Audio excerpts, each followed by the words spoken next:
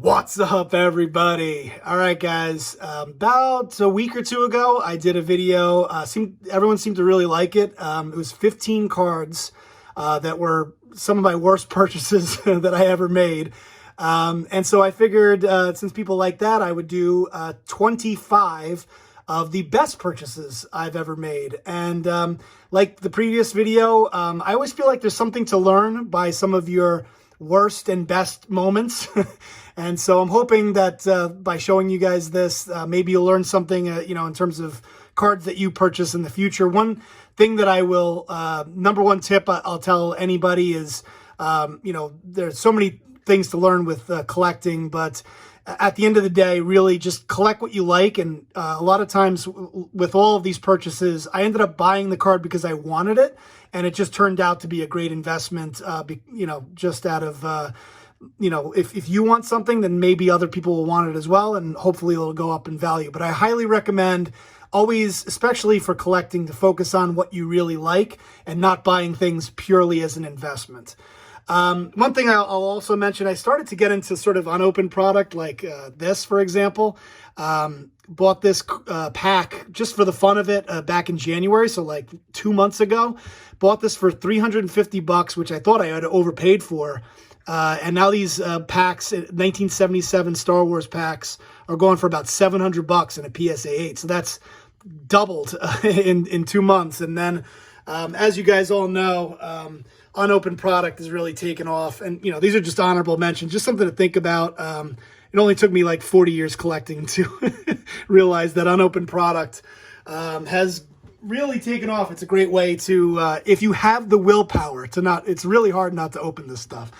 But anyway, let's dive into the top 25, my best purchases of all time. So at number 25 is this Mike Trout Sapphire. So I bought this card raw for $50, got it graded, and it came back as a PSA 10. And these are going for about $350 in a PSA 10. So that is a 400% increase, so 4X, if you will. So obviously a great addition. Can't go wrong with Mike Trout cards. And I really think that there's been a focus on not always buying like the rookie card. Maybe you look at this, if Jordan's a perfect example, his second, third year, fifth year cards have really taken off. And so, with the Trout cards, a lot of the rookie cards getting out of people's, a budget, there's going to be a lot of if he continues to do his Trout, has another Trout-like season, the best values might be in your, 6th, 7th year, 8th year cards. And I love these Sapphire cards. So definitely something to think about. At number 24, this is actually the card that I spent the most for on this list. So I bought this for $5,000, which at the time was an incredible amount of money. This card now is valued at about $26,000. So, and by the way, I had this purely by percentage increase. So this probably should be higher up on my list because, going from a $5,000 card to a $26,000 card is a huge increase. 428% is the increase. So that's what I base it on it. And number 24 on my list. Can't go wrong with a Mantle rookie, and these cards will just continue to go up in value.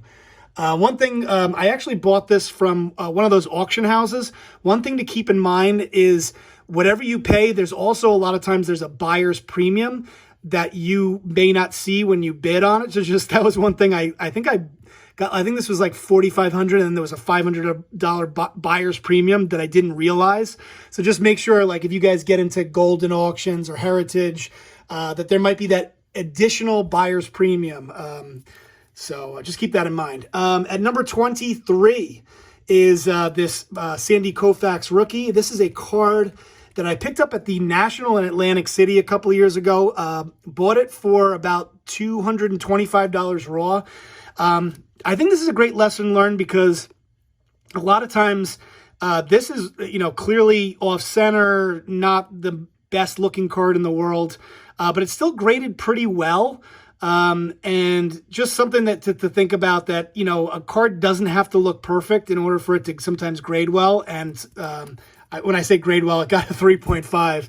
But now a 3.5 is going for, I have this at $1,442 for a Sandy Koufax and a 3.5. So that's a 476% increase on the Koufax rookie. All right, next up at number 22 is the 86 Topps traded Barry Bonds and a PSA 10. I bought this card for $120 in the PSA 10 condition, and this is now a $700 card. That is a 488% increase from the time I bought it. I talk about all the time that I wanted to get the Tiffany. I don't know, for some reason there was so many other cards that I wanted, I never got it, but unfortunately I'll have to settle for this. But again, you guys will see over and over again, the cards that have gone up the most are generally guys that are considered to be, you know, the greatest of all time, or the most recognizable, or the most, you know, top 5 of their generation in terms of, you know, most recognizable players of their generation, like this Derek Jeter card. This Jeter card I bought for $1,100. Now this gold in a PSA 10 is going for about $6,500. So that is a 491% increase. I just bought it, you know, maybe a year and a half ago.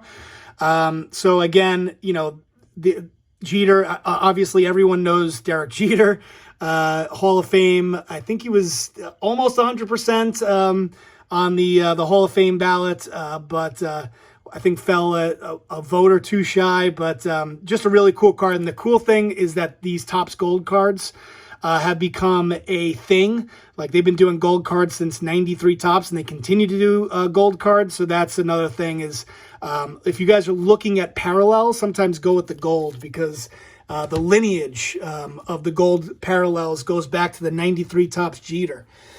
All right, next up at number 20 is this, pretty random, by the way, is this Don Mattingly. I was surprised that it finished on this list.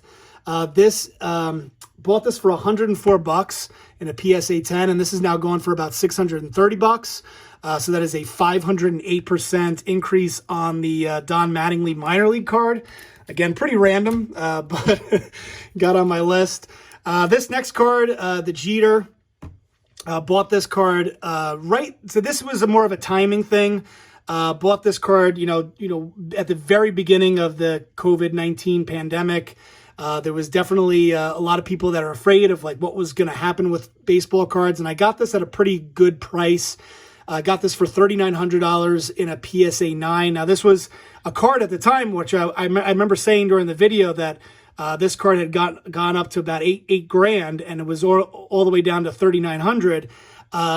And so that's when I bought it. And then since then, it's up. This card is going for almost like $24,000. I have it at $24,544, which is a 520% increase. But yeah, I mean, if you guys, you know, again, whether it be low or high end stuff, if you have a card that's gone, you know, has gone really high and then has come back down, a lot of times that's a great time to buy. And that's, you know, all about timing. Next up, the 1983 Topps Wade Boggs. The story behind this, I've told a couple times on my channel. Bought this card for $5. So this is a great thing to, you know, if you guys go to a card show, I know that, you know, card shows are starting to open back up. You know, definitely take a close look at the $1, $5 bins and see if there's, you know, any great values. I got this for $5, sent it in for grading, came back as a PSA 9, and now these Wade Boggs cards are, in a PSA 9 are sometimes going for as high as $200. So that is a 566% increase from where I bought it at. Next up at number 17 is this card, the Billy Ripken FF Era in a PSA 10. Got this for $85. This card is now going for $575. So that's a 576% increase. You guys know that I recently did a video of the top 10 error cards of all time. I had to put this at number 1, and that video has 42,000 views. That was a month ago, and since then this card has risen significantly. I think it's almost doubled since that video. So I don't know if it's that video, but I guess the lesson learned here is just wait for me to do a video and it'll go up in value.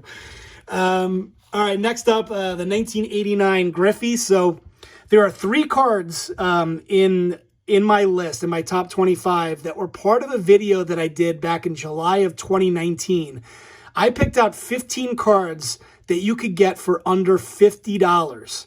So I actually picked this up at the time, was doing that research, picked this up for $30 in a PSA 10, and now this card is going for about $220, so that's a 635% increase on this 89 Topps score traded Ken Griffey Jr.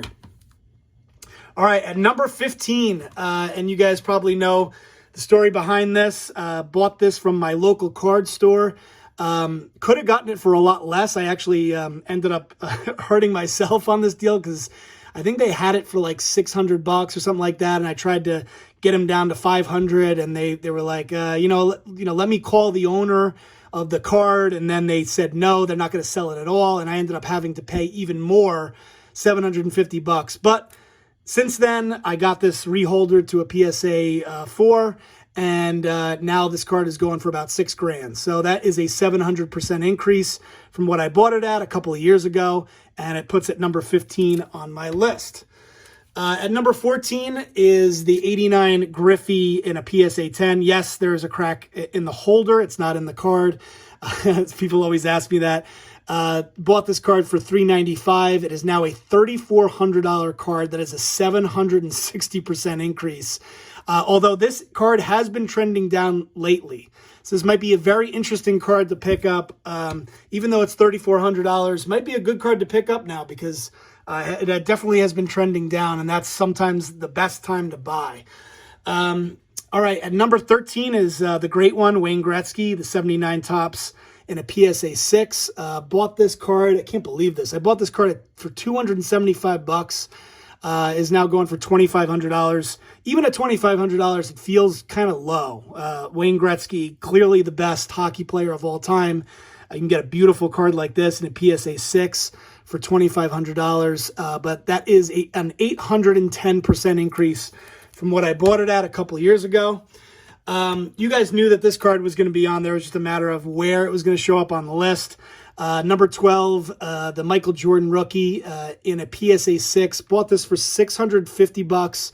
Now it's going for about $6,000. I think it was going for higher than that at one point, but either way, that is an 823% increase on the Michael Jordan rookie card.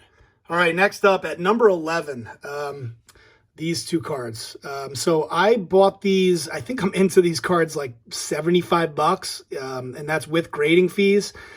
This is the Clemente Topps Giants, 64 Topps Mickey Mantle.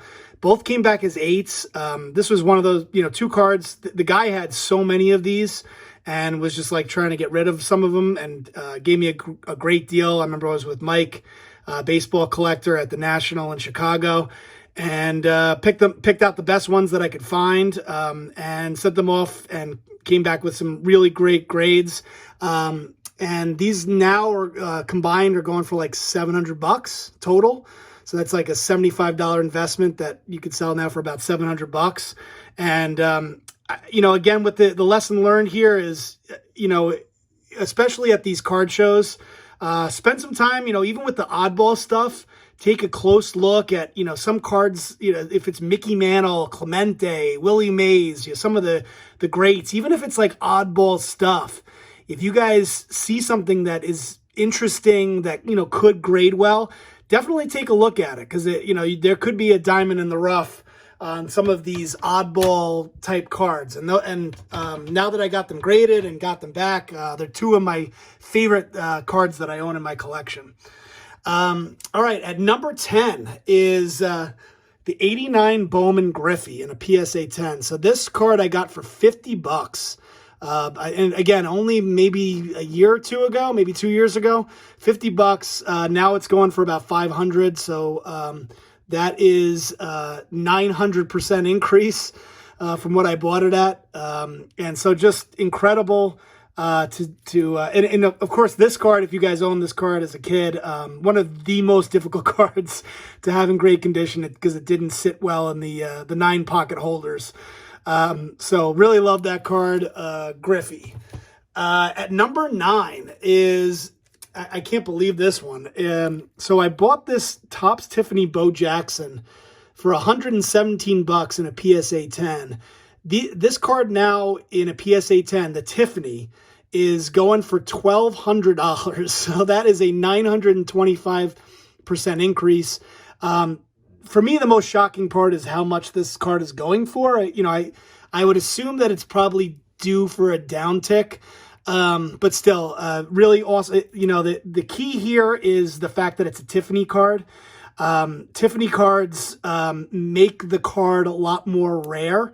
In an era where there were millions of 87 Topps cards printed, there were only a couple thousand printed of the Bo Jackson Tiffany, and then of course even less than that are graded a PSA 10. So especially when it comes to junk wax cards, supply is a big part of the value of some of those, and that's why I've gone for the PSA 10s for junk wax cards, if you could afford them. All right, guys, at number 8 is this Ozzie Smith, the 79 Topps Ozzie Smith. Bought this card while I was out in Minnesota at some random shop, and picked it up. I thought it looked nice, and sent it in for grading, and it came back as a PSA 8. Clearly off center, but sometimes there's an opportunity in some of these, off center cards, because everyone kind of skips over them, especially when they're ungraded, and you send them in and they come back with a really great grade, kind of like the Sandy Koufax card I was showing earlier. It doesn't look fantastic, but you put it in a holder, a PSA 8 holder, and all of a sudden it's worth a lot more. And PSA 8s of Ozzie Smiths are going for like $550, so that would be a 1,000% increase since when I bought it. Okay, at number 7 is my boy, Don Mattingly, 84 Donruss Don Mattingly. Bought this card for $515. It is now going for, in some cases, $5,700. So that's a 1,006% increase. And, this has become really popular now that there's so many more people in the hobby that have sort of rediscovered everything. This next card is a brand new, well, it's not really brand new, but bought this card about a year ago at a local show, and thought it looked great. I think I bought it for like $50 or something like that, and got it graded and came back as a PSA 8 finally. And you guys know I showed off recently one of my buddies, what he submitted, and this was one of the cards that I didn't submit many cards, but this was one of them, and this came back as a PSA 8. But if you look at how much I paid for it, $50 versus what it's worth now, like $560, which I think is undervalued. I think this should be worth a lot more than that, especially compared to some of the other craziness that's going on right now. But that is a 1,020% increase and puts it at number 6. All right, guys, at number 5, I've talked a lot about this card on my channel, so no surprise that it's in my top 5. Bought this card for $18.75. This card's all over the place, this Brady rookie. I've seen it somewhere between $17K and $30K. I put it at $21.6K. Which would be a 1,055% increase. And again, similar to the Jeter SP, bought it, after the card had come down and people were freaking out about COVID. And that's when I bought this card at $18.75. And it's been really one of my best investments I've ever made. At number 4, this is just kind of a ridiculous card. Again, this is like, I did that video. I'll put a link below if you guys want to check it out, but I did a video again, July 2019, 15 cards under $50. You could have bought this for about $50. I bought it for $50.15 in a PSA 10. And I've seen this card go up as high as 1,000. It's now come crashing back down to 600, crashing back down. And so that is an 1,100% increase from what I bought it at. Next up at number 3 is the 49 Jackie Robinson. Bought this card for $1,050. Now this card is going for about $13,211 is what it sold for recently. And I believe this is a much better looking one than the one that sold. So that is a 1,158% increase and puts it at number 3. This is, I feel like Jackie Robinson cards are just going to keep going up as he becomes a more and more important cultural figure to America, and I could see, Jackie Robinson cards one day going for as much as Mickey Mantle cards, and they're getting there. For 13 grand, a PSA 4 of a 1949 Bowman. It's not even his rookie year; it's his first Bowman card. But as we know, the 48 Leaf is considered by many as the rookie card of Jackie Robinson. At number 2 is this card. Pretty random.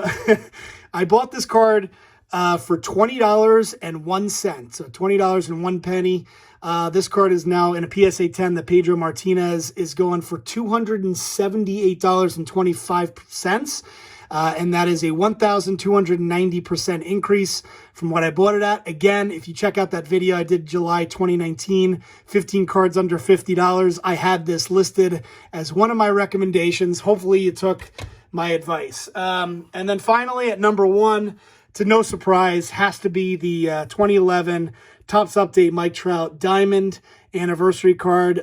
Bought this card. It's so funny looking back at it because I bought it for $922.50 in a PSA 10 and assumed that I was way overpaying for it. Was kind of even thinking, man, why did I do that? Why would I buy a modern card for almost $1,000? And since then, all it's done is go up, up, up, up, up.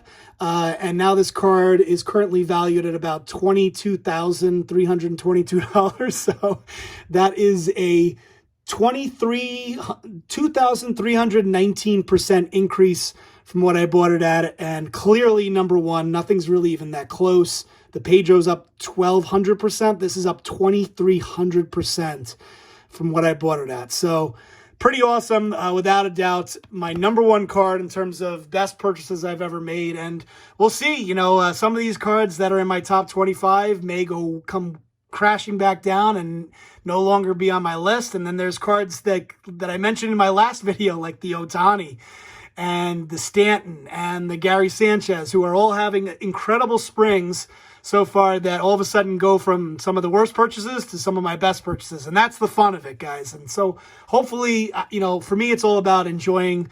That's why for me, it's fun. I don't know why, to watch, how, cards go up and down. I've always found it interesting from the Beckett's that I used to read as a kid.